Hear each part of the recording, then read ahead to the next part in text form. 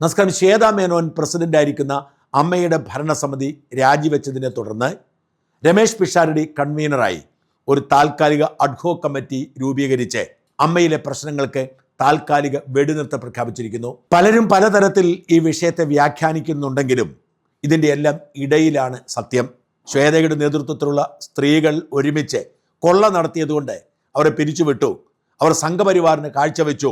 സംഘിയായ ശ്വേതയിൽ നിന്നും കുക്കു പരമേശ്വരൻ രക്ഷിക്കാൻ ശ്രമിച്ചു എന്ന് തുടങ്ങി അങ്ങോട്ടും ഇങ്ങോട്ടുമൊക്കെയുള്ള ഭിന്നതകൾ വ്യക്തമാണ്. അതുകൊണ്ട് തന്നെ ഈ അമ്മയിലെ പ്രശ്നത്തിൽ കൃത്യമായ രണ്ട് വിഭാഗമില്ല, പല വിഭാഗങ്ങളും കൂട്ടിച്ചേർന്ന് കിടക്കുന്നു.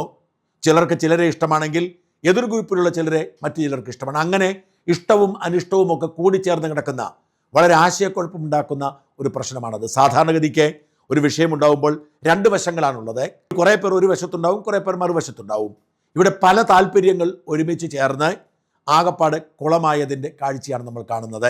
എന്നാൽ ഇതിൽ ചുക്കാൻ പിടിച്ചത്, കുത്തിത്തിരിപ്പുണ്ടാക്കിയത് ബാബുരാജിൻ്റെ നേതൃത്വത്തിൽ കഴിഞ്ഞ ഭരണസമിതിയുടെ തലപ്പത്തെത്താൻ മോഹിച്ച് അവസാനം പൊതുജന വികാരത്തെ തുടർന്ന് നടക്കാതെ പോയ ആ കുത്തിത്തിരിപ്പ് സംഘമാണ്. അവർക്ക് എങ്ങനെയെങ്കിലും ഈ സംഘത്തെ പുറത്താക്കണമായിരുന്നു. അങ്ങനെ അധികാരം പിടിക്കാൻ അവസരം തേടണമായിരുന്നു. ഇവിടെ ആർക്കൊപ്പമാണ്, ആരാണ് കുത്തിത്തിരിപ്പുകാർ എന്നൊന്നും തിരിച്ചറിയാൻ കഴിയാത്ത സാഹചര്യമുണ്ട്. ഈ വിഷയം ആഴത്തിൽ പഠിച്ച നിലയിൽ പറയട്ടെ, അൻസിബ ഒരു പാവമാണ്, ബോൾഡാണ്. അൻസിബയെ അപമാനിക്കാനും ബുദ്ധിമുട്ടിക്കാനും ശ്രമം നടന്നു. അതിൻ്റെ ഒരു സഹതാപം അൻസിബയ്ക്ക് അനുകൂലമായി ഉണ്ട്. പക്ഷെ അറിഞ്ഞോ അറിയാതെയോ അൻസിബയുടെ പിന്നിൽ പ്രവർത്തിക്കുന്ന ചിലർ കുത്തിത്തിരിപ്പ് നടത്തി ഈ പ്രശ്നം വഷളാക്കാൻ അൻസിബയെ മുമ്പിൽ നിർത്തി. അതുപോലെ തന്നെയാണ് ഈ വിവാദത്തിലെ ഏറ്റവും ബോൾഡായ വ്യക്തിത്വം ശ്വേതാ മേനോനാണ്. അവർ ഒരു തരം താല്പര്യങ്ങൾക്കും വഴങ്ങാത്ത, കൃത്യമായ നിലപാടുള്ള, ആരുടെയും പപ്പറ്റാവാൻ ആഗ്രഹിക്കാതെ അമ്മയെ നടത്താൻ ശ്രമിച്ച നടിയാണ്. പക്ഷെ അവർക്കും ചില പ്രശ്നങ്ങളുണ്ടായി. അവർ തിരക്കേറിയ ഒരു നടിയാണ്. അവിടെ നിന്ന് അവർക്ക് മുഴുവൻ സമയം ഇവിടെ ചെലവഴിക്കാൻ കഴിയില്ല. അതുകൊണ്ട് പലപ്പോഴും ഇവിടെ സംഭവിച്ചുകൊണ്ടിരിക്കുന്ന പല കാര്യങ്ങളും വ്യക്തതയോടെ മനസ്സിലാക്കാൻ കഴിഞ്ഞില്ല. അവർ ഒരുമിച്ച് പ്രവർത്തിക്കുമെന്ന് കരുതി ചേർത്ത് പിടിച്ച കുക്കു പരമേശ്വരൻ എന്ന സെക്രട്ടറി മറ്റു ചില താല്പര്യങ്ങൾക്ക് വഴങ്ങി ചില നിഗൂഢ നീക്കങ്ങൾ നടത്തി എന്ന് തിരിച്ചറിഞ്ഞപ്പോൾ കുക്കുവിനോടുള്ള വിരോധം ശ്വേതയ്ക്കും ശക്തമായി. അങ്ങനെ അങ്ങോട്ടും ഇങ്ങോട്ടുമുള്ള ഗ്രൂപ്പ് വഴക്കുകളും പ്രതിസന്ധികളും എല്ലാം ഒരുമിച്ച് ഇതിന് മുമ്പോട്ട് പോകാൻ കഴിയാത്ത സാഹചര്യമുണ്ടായി. അതിന് സ്വാഭാവികമായി അന്ത്യമായിരുന്നു കഴിഞ്ഞ ശനിയാഴ്ച നടന്ന ജനറൽ ബോഡിയും ഒടുവിൽ സംഭവിച്ച രാജിയും. ഇതിലേക്ക് പിന്നിൽ നമ്മൾ ഇതുവരെ കേട്ടതിനപ്പുറത്തേക്ക് നിരവധി ചെറിയ ചെറിയ പ്രശ്നങ്ങളുണ്ട്. പ്രശ്നങ്ങളൊക്കെ അടിസ്ഥാനപരമായി ആരംഭിക്കുന്നത് ഫെബ്രുവരിയിലെ അമ്മയുടെ കുടുംബസംഗമം മുതലാണ്. കുടുംബസംഗമത്തിൽ പരിപാടി അവതരിപ്പിക്കുന്നതുമായി ബന്ധപ്പെട്ട ചില തർക്കങ്ങൾക്കൊടുവിൽ ലക്ഷ്മി പ്രിയ നീന ഗ്രൂപ്പിനെ വളരെ മോശമായ രീതിയിൽ അപമാനിച്ചുകൊണ്ട് വോയിസ് സന്ദേശം ഇട്ടെടുത്താണ് ഈ പ്രതിസന്ധിയുടെ തുടക്കം. നീനയെ അത് വല്ലാതെ ഹർട്ട് ചെയ്യുന്നു. നീന പൊതുവെ ഇത്തരം വിഷയങ്ങളിലൊന്നും ഇടപെടാതിരിക്കുന്ന ആളാണ്. പക്ഷേ നീനയുടെ സ്ത്രീത്വത്തെ പോലും ചോദ്യം ചെയ്യുന്ന തരത്തിൽ ആ സംഭാഷണം പുറത്തു വന്നതോടെ നീന രണ്ടിലൊന്ന് അറിഞ്ഞിട്ടേ മതിയാവൂ എന്ന് പറഞ്ഞ് രംഗത്തിറങ്ങി. അങ്ങനെയാണ് ആദ്യത്തെ ഗ്രൂപ്പ് ഉണ്ടാവുന്നതും ആളുകൾ പരസ്പരം ചേരുന്നതും തിരിയുന്നതും. ആ വിഷയത്തിൽ പൂർണ്ണമായി ശരി നീനയുടെ ഭാഗമായിരുന്നു. ലക്ഷ്മി പ്രിയയോട് നീനയ്ക്കുണ്ടായ വിരോധം, കുക്കു പരമേശ്വരനോട് ശ്വേതാ മേനോനുണ്ടായ വിരോധം, ഇതെല്ലാം മുതലെടുത്തുകൊണ്ട് പലരും രംഗത്ത് വരുന്നു, പലരും കൂടെ ചേരുന്നു. ചില കുത്തിത്തിരിപ്പുകാർ പുറത്തുനിന്ന് വരുന്നു, ചില യൂട്യൂബർമാർ അവസരം മുതലെടുക്കാൻ എത്തുന്നു. അങ്ങനെ ആരുടെ ഭാഗത്തുനിന്നറിയാത്ത ഒരു കൂട്ടത്തല്ലായി മാറുകയാണ്. എന്നെ ഏറ്റവും നിരാശപ്പെടുത്തിയത് മാലാപാർവതിയുടെ രംഗപ്രവേശമാണ്. മാലാപാർവതിയോട് സംസാരിക്കുമ്പോൾ നമുക്ക് മനസ്സിലാവുന്നത് മാലയ്ക്കും ചില കാര്യങ്ങളിൽ വ്യക്തതയില്ലെന്നാണ്. പൊതുവെ പക്വതയോടെ വിഷയങ്ങളെ കൈകാര്യം ചെയ്യുന്ന മാല ഇതുവരെ കരിയറിൽ പേരുദോഷം കേൾപ്പിച്ചിട്ടില്ലാത്ത ആളാണ്. ആശയപരമായ നിലപാടാണ് മാലയെ നിയന്ത്രിക്കുന്നത്. എന്നിട്ടും വൈകാരികമായി അമിതാവേശത്തോടുകൂടി ഈ വിഷയത്തിൽ മാലയ്ക്ക് ഇടപെടേണ്ടി വന്നത് ഇതിനിടയിൽ മുമ്പ് ഞാൻ സൂചിപ്പിച്ചതുപോലെ പരസ്പര ആരോപണങ്ങൾക്കിടയിൽ മാലയുടെ പേരും വലിച്ചഴക്കപ്പെടുകയും അപമാനിക്കാൻ ശ്രമം നടക്കുകയും ചെയ്തപ്പോഴാണ്. ഇതിനിടയിൽ വേറൊരു കാര്യം കൂടി പറയേണ്ടതുണ്ട്. ഉണ്ണി ശിവപാൽ എന്ന ട്രഷററുടെ കാര്യം. ഉണ്ണി ലണ്ടനിൽ കുടുംബസമേതം താമസിക്കുമ്പോൾ സിനിമയോടുള്ള ഇഷ്ടം കൊണ്ട് എത്തിയതാണ്. ഉണ്ണി നിസ്വാർത്ഥമായി അമ്മയ്ക്ക് വേണ്ടി പ്രവർത്തിക്കാൻ എത്തിയതാണെങ്കിലും അംഗങ്ങൾക്ക് ഉണ്ണിയെ ഉൾക്കൊള്ളാൻ കഴിയാത്ത സാഹചര്യം രൂപപ്പെടുന്നു. ഉണ്ണി ഒരുപാട് പുതിയ കാര്യങ്ങൾ ടെക്നോളജിയുടെ അടിസ്ഥാനത്തിൽ അമ്മയിൽ നടത്താൻ ശ്രമം നടത്തിയെങ്കിലും അതൊന്നും വേണ്ടത്ര സഹകരണം കിട്ടാത്തത് വിജയിച്ചില്ല. എന്ന് മാത്രമല്ല, പേരുദോഷമുണ്ടാവാതിരിക്കാൻ ആരെന്തു നിർദ്ദേശിച്ചാലും എന്ത് സാമ്പത്തിക കാര്യം പറഞ്ഞാലും ഉണ്ണി ഇമെയിൽ അയക്കാൻ പറയും. ഇതോടെ ഉണ്ണി സഹകരിക്കുമെന്ന് കരുതിയിരുന്ന എക്സിക്യൂട്ടീവ് അംഗങ്ങൾ പോലും ഉണ്ണിയെ വെറുക്കാൻ തുടങ്ങി. അങ്ങനെ ഉണ്ണിയെ പുറത്താക്കണം എന്ന ആഗ്രഹം എക്സിക്യൂട്ടീവിൽ തന്നെ രൂപപ്പെട്ടപ്പോൾ പൊട്ടിത്തെറിയുടെ തുടക്കം ആരംഭിക്കുന്നു. അങ്ങനെയാണ് അവിടെ ഉണ്ടായിരുന്ന ഒരു ജീവനക്കാരിയുടെ നിസ്സാരമായ പ്രശ്നം വഷളാക്കാൻ ചില രംഗത്തിറങ്ങുന്നത്. ഈ ജീവനക്കാർ ഇതിനു മുൻപ് പലയിടങ്ങളിലും ജോലി ചെയ്യുകയും അവിടെയൊക്കെ ചില പ്രശ്നങ്ങൾ ഉണ്ടാക്കുകയും ചെയ്തിട്ടുള്ള ആളാണ്. പലയിടത്തുനിന്നും പുറത്താക്കപ്പെടുകയും പലരും ബലിയാടാവുകയും ചെയ്തിട്ടുള്ള ഒരാൾ സ്വാധീനമുള്ള ചിലരുടെ ശുപാർശ പ്രകാരം ഇവിടെ കയറുകയും ഇവിടെ എത്തിയ നാൾ മുതൽ പ്രതിസന്ധി സൃഷ്ടിക്കുകയും ചെയ്യുന്നു. അമ്മയുടെ ഇമെയിൽ അഡ്രസ് ആർട്ടിസ്റ്റ് എന്ന ഇയിലാണ് അതിൻ്റെ പേര് അവസാനിക്കുന്നത്.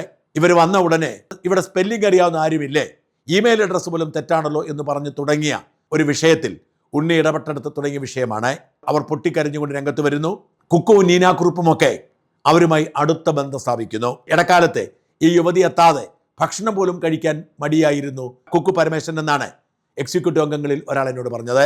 എന്നാൽ പിന്നീട് ഇവരെല്ലാം തമ്മിൽ തെറ്റുന്ന സാഹചര്യം ഉണ്ടാവുന്നു. അവർ ഓരോരുത്തരും അങ്ങോട്ടും ഇങ്ങോട്ടും ചാടുന്നു. ഇവരുടെ പ്രശ്നം വഷളാക്കി ഉണ്ണിയെ മൂലക്കിരുത്തുക എന്നത് പലരുടെയും ലക്ഷ്യമായിരുന്നു. അതിൽ വിജയിച്ചു. വാസ്തവത്തിൽ ഉണ്ണിക്കുണ്ടാക്കിയ ട്രോമ നിസ്സാരമല്ല. ഉണ്ണിയുടെ കുടുംബത്തെ പോലും അത് ബാധിക്കുന്ന സാഹചര്യമുണ്ടായി. ഇങ്ങനെയൊക്കെയാണ് സാഹചര്യങ്ങളുടെ കിടപ്പെങ്കിലും അമ്മ ജനറൽ ബോഡിയിൽ സംഭവിച്ച ഏറ്റവും പ്രധാനപ്പെട്ട വിഷയം കണക്കിലെ അവ്യക്തതയായിരുന്നു. ഈ അവ്യക്തത എങ്ങനെ ഉണ്ടായി എന്നത് ശ്രദ്ധേയമായ കാര്യം തന്നെയാണ്. ട്രഷററായ ഉണ്ണിയെ ഒരു കാര്യത്തിലും അടുപ്പിച്ചില്ല. പിന്നെ ആരായിരുന്നു കണക്ക് ചെയ്യേണ്ടത്? കണക്ക് ചെയ്യാൻ ഉത്തരവാദിത്വമുള്ള ആരും ഉണ്ടായിരുന്നില്ല. അങ്ങനെയാണ് സെക്രട്ടറി തട്ടിക്കൂട്ടി ഒരു കണക്കുണ്ടാക്കുന്നത്. ഈ കണക്കിനെക്കുറിച്ചുള്ള ചോദ്യങ്ങൾ ഉയർന്നപ്പോൾ ഉത്തരം പറയാൻ കഴിയാതെ സെക്രട്ടറി കുക്കു പരമേശ്വരൻ വെള്ളം കുടിച്ചപ്പോൾ അറിയാത്ത പണിക്ക് ശ്വേതാമേനോനും എണീറ്റ് നിന്നു. അങ്ങനെ കണക്കിനെക്കുറിച്ചുള്ള ദുരൂഹത അടിമുടി ശക്തമായി. ഇതിനിടയിൽ ആരോ പറഞ്ഞു ഇത് ഓഡിറ്റ് ചെയ്ത റിപ്പോർട്ടാണെന്ന്. എന്നാൽ ചാർട്ടേഡ് അക്കൗണ്ടിനെ വിളിച്ചു ചോദിച്ചപ്പോൾ അദ്ദേഹം പറഞ്ഞു കണക്കിൻ്റെ വിശദാംശങ്ങൾ നൽകിയെങ്കിലും ഒരു കുറിക്കും മറുപടി കിട്ടിയിട്ടില്ല, അതുകൊണ്ട് ഇത് ഓഡിറ്റ് ചെയ്ത കണക്കല്ലെന്ന്. ഇതോടുകൂടി കണക്കേൽ പിടിച്ച് ബഹളം വെച്ചവർ പറഞ്ഞ ഭാഗം ശരിയാണെന്ന അവസ്ഥയുണ്ടായി. എത്ര ന്യായീകരിച്ചാലും ശ്വേതയ്ക്ക് പിടിച്ചു നിൽക്കാൻ കഴിയില്ല എന്നറിഞ്ഞിട്ടും ശ്വേത യുദ്ധം തുടർന്നതുകൊണ്ടാണ് ഒടുവിൽ യുദ്ധത്തിൽ പരാജയപ്പെടേണ്ടി വന്നത്.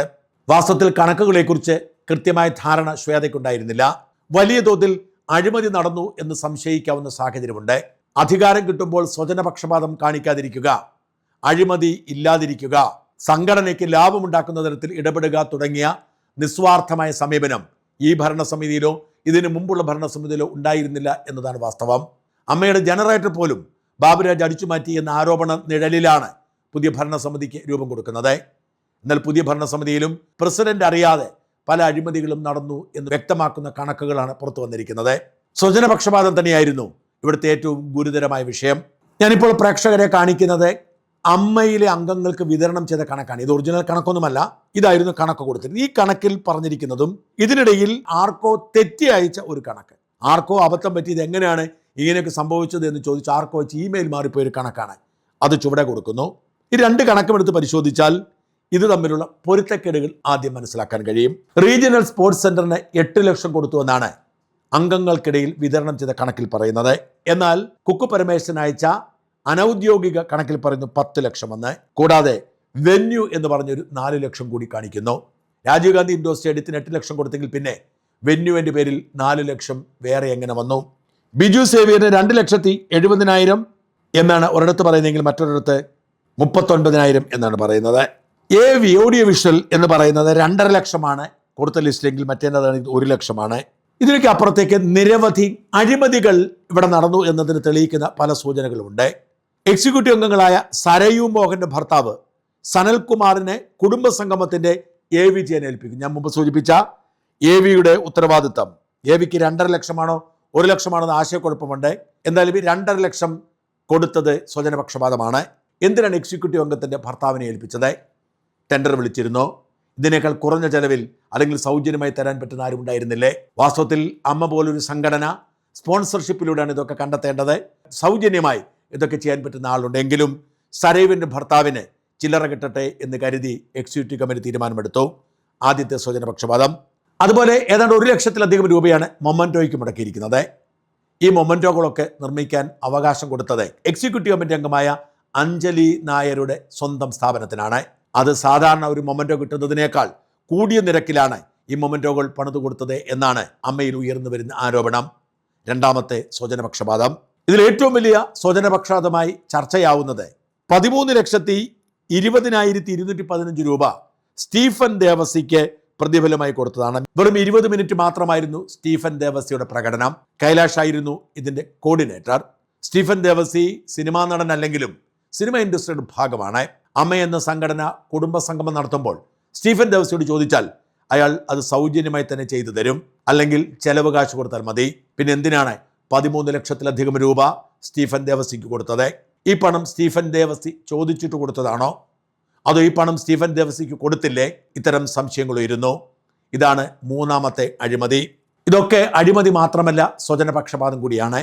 പാട്ടുപാടാൻ പലരും അവസരം ചോദിച്ചെങ്കിലും എക്സിക്യൂട്ടീവ് കമ്മിറ്റി അംഗങ്ങൾ പാടണ്ട, മറ്റുള്ളവർക്ക് അവസരം കൊടുക്കാം എന്നാണ് പറഞ്ഞതെങ്കിലും ടിനി ടോമും കൈലാഷും ഒന്നല്ല 2 വീതം പാട്ട് പാടിയതും സ്വജനപക്ഷപാതമാണ് എന്ന ആരോപണമുണ്ട്. ഇത്തരത്തിൽ പല അഴിമതി ആരോപണങ്ങൾക്കും സാഹചര്യം ഒരുക്കുന്ന തരത്തിലാണ് സ്ഥിതിവിശേഷങ്ങൾ വഷളായത്. ഈ വിഷയത്തിന് മുൻപന്തിയിലുള്ളവരും പിൻപന്തിയിലുള്ളവരും ഒക്കെ ചിന്തിക്കേണ്ട ഒരു കാര്യമുണ്ട്. ഇപ്പോൾ ഈ ബഹളത്തിനൊക്കെ നിൽക്കുന്ന നിങ്ങൾ ആരും തന്നെ മലയാളികളുടെ മനസ്സിൽ ഇടം പിടിച്ച ശ്രദ്ധേയരായ നടന്മാരോ നടിമാരോ അല്ല. അത്തരം നടന്മാരും നടിമാരും ഒക്കെ അന്തരീക്ഷത്തിലേ ഇല്ല. അവരൊക്കെ ഈ വിവാദത്തിൽ നിന്ന് മാറി അവരുടെ ജീവിതം നയിക്കുന്നു.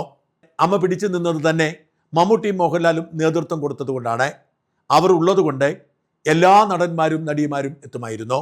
മമ്മൂട്ടി മോഹൻലാലും മാറി നിൽക്കുന്ന സാഹചര്യത്തിൽ 2ാം നിരയിലുള്ള നായികന്മാർ മുഴുവൻ മാറുന്ന സാഹചര്യത്തിൽ പിന്നെ റിട്ടയർ ചെയ്ത നടീനടന്മാരുടെയും അധികം റോളില്ലാത്ത സാധാരണ നടീനടന്മാരുടെയും എക്സ്ട്രാ ആർട്ടിസ്റ്റുകളുടെയും ഒക്കെ വേദിയായി ഇത് മാറും. അതോടുകൂടി അമ്മയുടെ വാല്യൂ നഷ്ടപ്പെടും. അമ്മയ്ക്ക് സ്പോൺസേഴ്സിനെ കിട്ടില്ല. അമ്മയുടെ പരിപാടികൾ ശ്രദ്ധിക്കപ്പെടാതെ പോകും. അമ്മയോടൊപ്പം തന്നെ മലയാള സിനിമാക്കാരോടുമുള്ള ഇഷ്ടം ജനത്തിന് നഷ്ടപ്പെടും. പരസ്പരം ചെളിവാരി എറിഞ്ഞ് യുദ്ധം പ്രഖ്യാപിച്ച് സ്വന്തം ശവക്കുഴി തോണ്ടുകയാണ് എന്നിനിയെങ്കിലും തിരിച്ചറിയുക. നടത്തിപ്പൊക്കെ നിങ്ങൾ തന്നെ ആയിക്കോളൂ. പക്ഷെ പ്രമുഖ നടന്മാരെ വെറുപ്പിച്ച് മാറ്റി നിർത്തി നിങ്ങൾ ഈ നക്കാപ്പിച്ച കണക്കും ആരോപണങ്ങളും പോലീസ് കേസും രംഗത്തിറങ്ങിയാൽ ഇല്ലാതായി പോകുന്നത് അമ്മ എന്ന സംഘടനയാവും. അമ്മ ഇല്ലാതായാൽ പ്രധാനപ്പെട്ട നടീനടന്മാർക്ക് ഒരു നഷ്ടവും ഉണ്ടാവില്ല. മാത്രമല്ല അവർക്ക് ലാഭമുണ്ടാകും, അത്രയും സമയം ലാഭിക്കാം. എന്നാൽ റിട്ടയർ ചെയ്ത് കഴിയുന്ന നടീനടന്മാരുണ്ട്. അമ്മയിൽ നിന്ന് കിട്ടുന്ന ആനുകൂല്യങ്ങൾ പെൻഷനൊക്കെ കൊണ്ട് ചികിത്സ നടത്തുന്ന നിരവധി നടീനടന്മാർ. അവർക്ക് ജീവിതം മുമ്പോട്ട് കൊണ്ടുപോകാനുള്ള ഒരു പ്രതീക്ഷയാണ് അമ്മ. മാത്രമല്ല വല്ലപ്പോഴും ഒരിക്കൽ ഒരുമിച്ച് കൂടി എല്ലാവരെയും കണ്ട് കെട്ടിപ്പിടിച്ച് കുശലം പറഞ്ഞു പോകുമ്പോൾ അവരുടെ മനസ്സിലുണ്ടാകുന്ന സന്തോഷമുണ്ട്. ഇതൊക്കെ നിങ്ങൾ നശിപ്പിക്കുകയാണ്. പാവപ്പെട്ട കലാകാരന്മാരുടെ അത്താണി നിങ്ങൾ തമ്മിൽ തല്ലി ഇല്ലാതാക്കുകയാണ്.